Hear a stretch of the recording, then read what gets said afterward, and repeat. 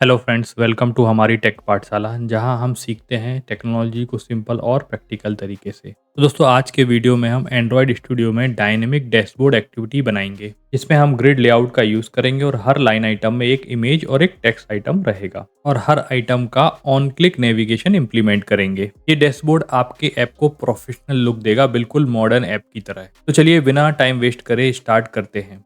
तो जैसा कि आपने लास्ट वीडियो में देखा था, हमने लॉगिन एक्टिविटी बनाई थी, राइट? और जब लॉगिन सक्सेसफुल हो रहा था तो डैशबोर्ड एक्टिविटी में हम रीडायरेक्ट कर रहे थे। तो जैसे ही रीडायरेक्ट करके हम डैशबोर्ड एक्टिविटी में आएंगे, कुछ ऐसा व्यू हमें दिखने वाला है, राइट? तो जिसमें एक टेक्स्ट व्यू रहेगा, राइट, जिसमें हम हमारी टेक पाठशाला लिख देंगे। उसके बाद एक वेलकम यूजर करके नोट रहेगा, राइट? और उसके बाद ये डायनेमिक लिस्ट आइटम्स रहेंगे, तो जिसमें एक इमेज दिख रही है आपको और एक टेक्स्ट व्यू दिख रहा है, राइट? तो ये सारे ही आइटम डायनेमिक रहेंगे ताकि अभी 4 आइटम हैं, इन फ्यूचर में अगर 10 आइटम भी रहेंगे तो मुझे कोड में कुछ चेंजेस ना करना पड़े।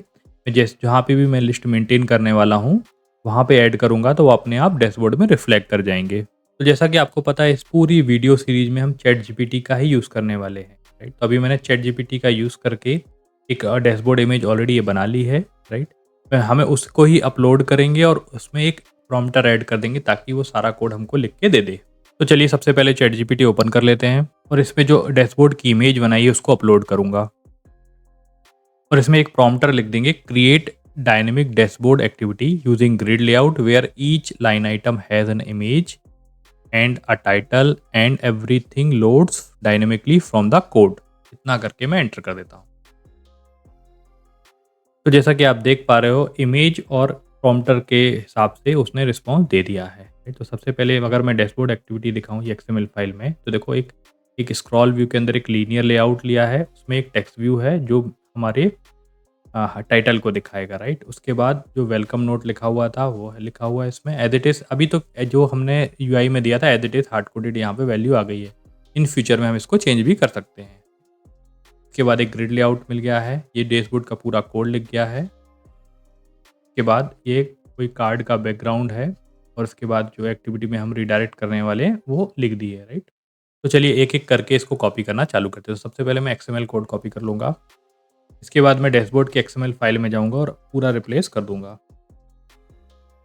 तो जैसे कि आप देख सकते हो मैंने रिप्लेस कर दिया है। उसके बाद सेकंड स्टेप में जो डैशबोर्ड की एक्टिविटी का कोड है उसमें मैं पहली लाइन छोड़ दूँगा, उसके बाद का जो भी पूरा कोड है वो मैं एज इट इज़ कॉपी कर लूँगा।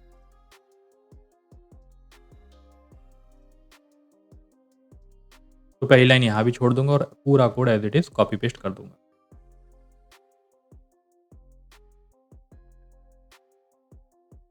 तो जैसा कि आप देख सकते हो कुछ एरर आ रहे हैं। तो सबसे पहले मुझे आइकॉन के एरर आ रहे हैं, राइट? तो मैंने आइकॉन ऑलरेडी डाउनलोड करके रखे हुए हैं, मैं क्विकली इसको पेस्ट कर देता हूँ। फ़ोल्डर में मैंने चारों आइकॉन ऑलरेडी डाउनलोड करके रखे हुए हैं। इसको कॉपी करता हूँ और मुझे ये सारे आइकॉन ड्रॉएबल फ़ोल्डर में पेस्ट करने हैं। तो मैं इसको राइट क्लिक करके यहाँ पे पेस्ट कर देता हूँ। जैसा कि देख सकते हो आप, वो एरर चले गए हैं, राइट? इसके बाद ये एक्टिविटी के एरर्स आ रहे हैं, राइट? तो क्योंकि हमारे पास ये एक्टिविटी नहीं है, तो अभी के लिए मैं एक ही एक्टिविटी बनाता हूँ जिसका नाम रखूँगा यूट्यूब एक्टिविटी।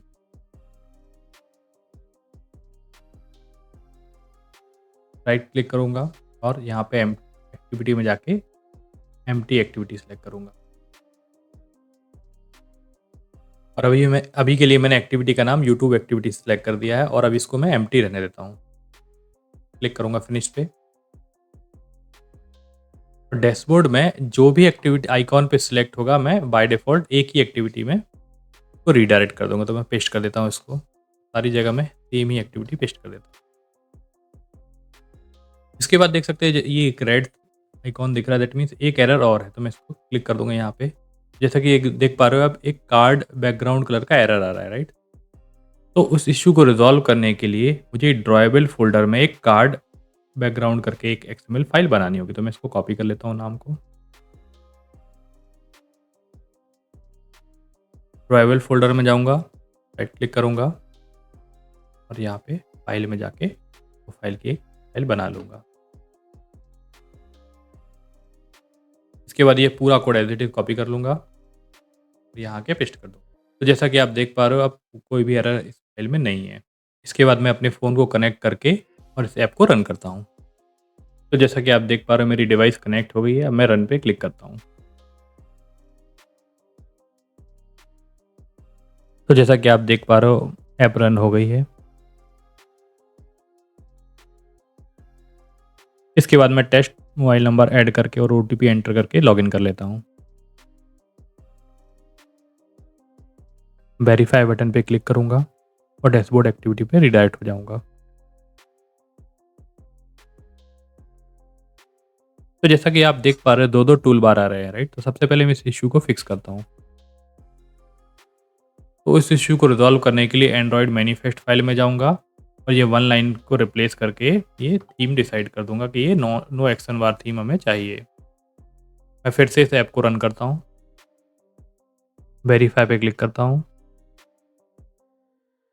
तो जैसा कि आप देख पा रहे हो अब ये डैशबोर्ड एक्टिविटी जैसा हमने फोटो में देखी थी वैसा ही दिख रही है, राइट। सिर्फ वो ऊपर का बैकग्राउंड कलर ब्लू नहीं आया, बाकी सब कुछ सेम दिख रहा है। तो उस बैकग्राउंड कलर को अभी के लिए ऐसे ही रहने देते हैं क्योंकि वो डिज़ाइन का पार्ट है, हम कभी भी उसको इम्प्रूव कर लेंगे, राइट। अभी ये डायनेमिक बनाने का क्या फ़ायदा है पहले वो देख। तो अभी फॉर एग्जांपल मैंने यहाँ पे 4 स्ट्रिंग ली थी, ये 4 आइकॉन के साथ ये ग्रिड में दिख रहा है, राइट। अब मैं इसको as it is just double कर देता हूँ, राइट। इसको एज इट इज़ कॉपी कर दे 8 कर देता हूँ। ओके, तो मैंने 8 कर दी, एज इट इज़ कॉपी कर लिया, ठीक है। इसको मैं भी 8 कर देता हूँ।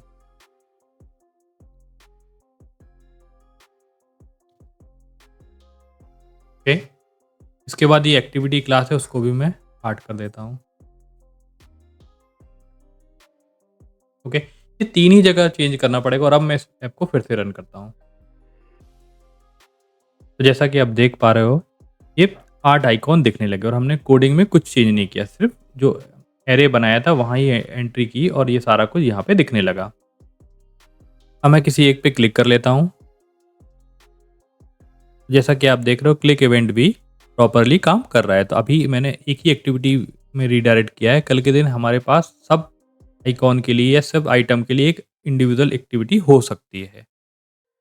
तो दोस्तों ये था डायनेमिक डैशबोर्ड एक्टिविटी बनाने का स्टेप बाय स्टेप प्रोसेस। अगर आपको ये डैशबोर्ड ट्यूटोरियल पसंद आया है तो वीडियो को लाइक करिए, शेयर करिए और सब्सक्राइब करना बिल्कुल मत भूलिए। मिलते हैं नेक्स्ट वीडियो में। Till then keep learning with हमारी टेक पाठशाला। Bye bye.